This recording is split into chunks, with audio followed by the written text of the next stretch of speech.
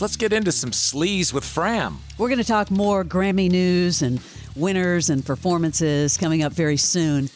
Man, you do another documentary on O.J. Simpson and you see it rise to the top on Netflix. American Manhunt, O.J. Simpson, exploring the case, of course, in a new light. It's dominating. I cannot wait to see this. Dominating on Netflix. And the thing that, like, over the weekend, I mentioned to a few people, it always comes up, what are you watching? What are you watching? Everyone starts sharing their watches. And I mentioned the OJ, and they go, wasn't there just one like that, like a few years ago, where they took the jury over to his house on Rockingham and blah, blah, blah?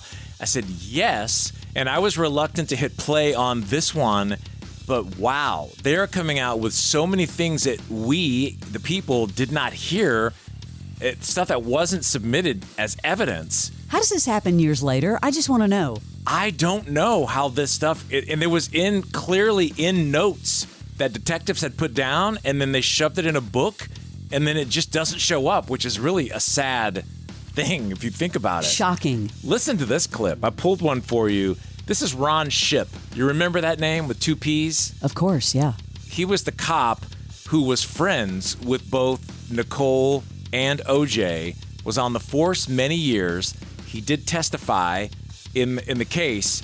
Here's a little clip of him talking about an incident that happened with OJ. The first thing I saw, I looked at his finger,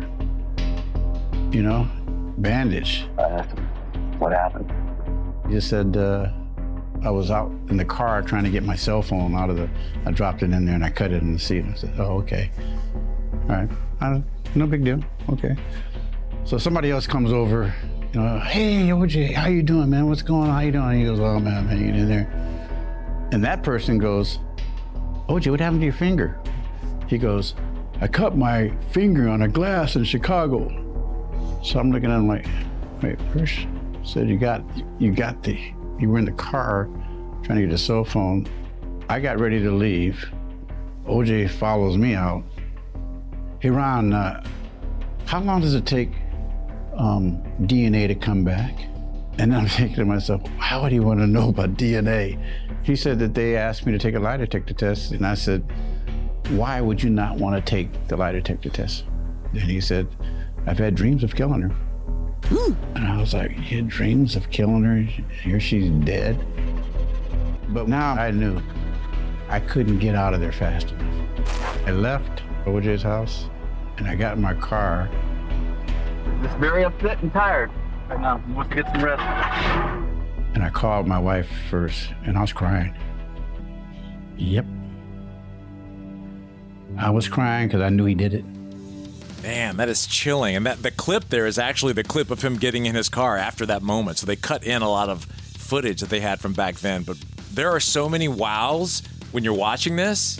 That's why I guess it's racing up the charts. Of course. And this is why I love documentaries. I love documentaries. New information every time. Have you seen the new website, Barnes? For who? Justin Baldoni.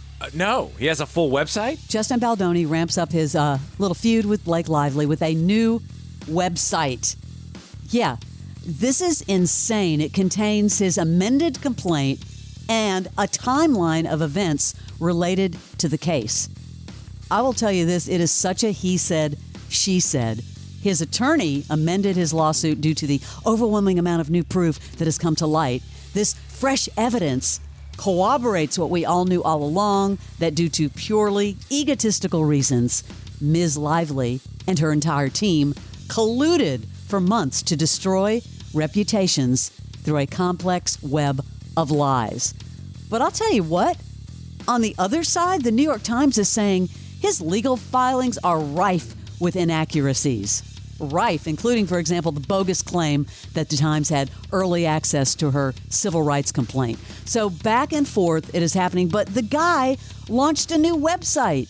He's all in. He's all in so many avenues, putting everything. It's like full transparency on everything. It is unbelievable.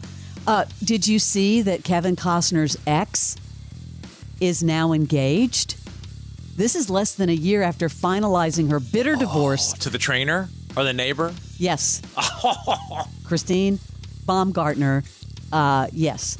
Saying her new marriage, by the way, won't impact the money that he has to pay. For instance, I guess they had a prenup, And so he did have to give her $1 million. This is the neighbor, Josh Connor. If you remember, he is the guy, the mutual friend that we talked about. They vacationed together back in Hawaii shortly after they separated, but he still had to give her $1 million. Also, he has to pay $63,000 a month in child support, and he had to contribute an additional $200,000 toward a down payment for a new home for her. So Kevin's still paying. And she runs off with the neighbor. She's engaged. Damn. Well, on Sheridan and all his good stuff, because of course, he came from Yellowstone, Costner.